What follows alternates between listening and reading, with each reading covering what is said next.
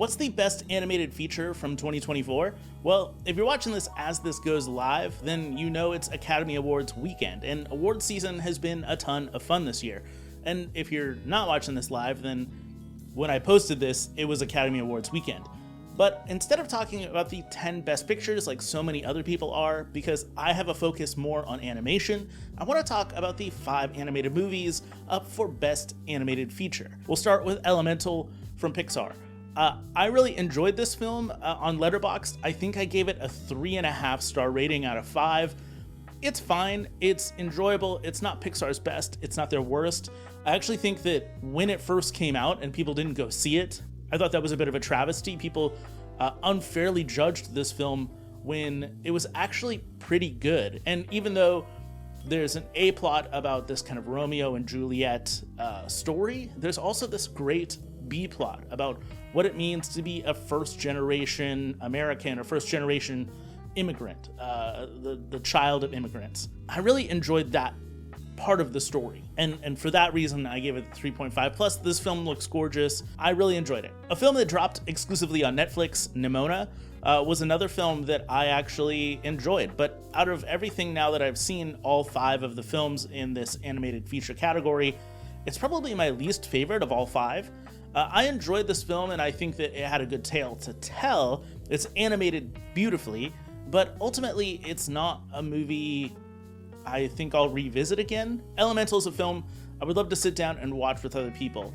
Neona is a film that I felt, maybe because it wasn't in theaters at all, it just feels kind of passive, and I would rather sit down and read the comic that it came from, that inspired it, rather than watching this film again.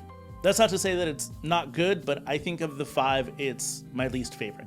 Then there's Spider-Man Across the Spider-Verse, which I saw opening weekend. It was gorgeous, it was beautiful. I believe I gave this 5 stars out of 5 stars on Letterboxd. It's one of my top films of the entire year.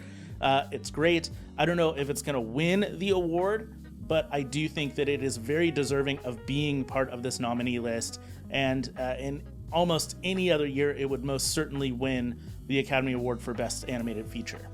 The other 2 films that I think people haven't seen, one, because it's a Japanese animated film, and I know that there are some serious Japanese animation fans, but the general public, I think, kind of veers away from it. They prefer the more Disney-ish American style over the Japanese style. And the other one I know that people probably haven't seen because it's not out in the US. It's a Spanish film. It's called Robot Dreams, and I want to talk about that film because Robot Dreams is a movie that I got to see as a press screening, and it is about an hour and 45 minutes where there is no dialogue at all. Of course, it being a foreign language film, it makes a lot of sense to kind of do that since it reaches a wider audience that way. There are people who are going to dislike that because there's no dialogue. There are people who dislike silent films because there's just no dialogue, or they're in black and white, and people refuse to see those types of films. And people will probably refuse this type of film based on that. But because there's no dialogue, it really emphasizes the emotions that the characters have to have in the animation, as well as the sound design of this entire thing. Because it isn't a silent film, there's sound design. And it uses Earth, Wind, and Fire the song September, very, very well.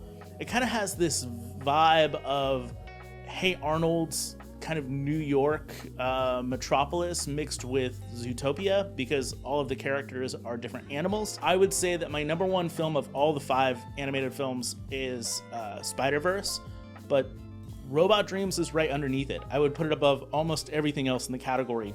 And the last but not least, and the one that I think is going to win the award for the evening at the Academy Awards, is The Boy and the Heron. It's supposedly going to be Miyazaki's last film for Studio Ghibli. It's a really great film, again, about complex emotions, about life and death and who we are. It is so weird and strange. If you've ever seen a Miyazaki film before, you know how weird and strange he gets. There's something about flight and birds that he just adores to showcase. It's a film that I will continually remember. I don't think it's Miyazaki's best film he's ever made. I think that The Wind Rises is a much more deserving film, but I think that this film is gorgeous, and because it might be Miyazaki's last film, as he's getting up there in age, even though he says repeatedly it might be his last film, I think that this could possibly really be his last film.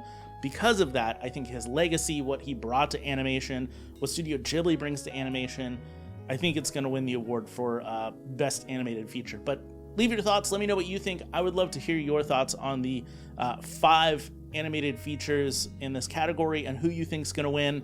And enjoy the Academy Awards, everybody. Bye.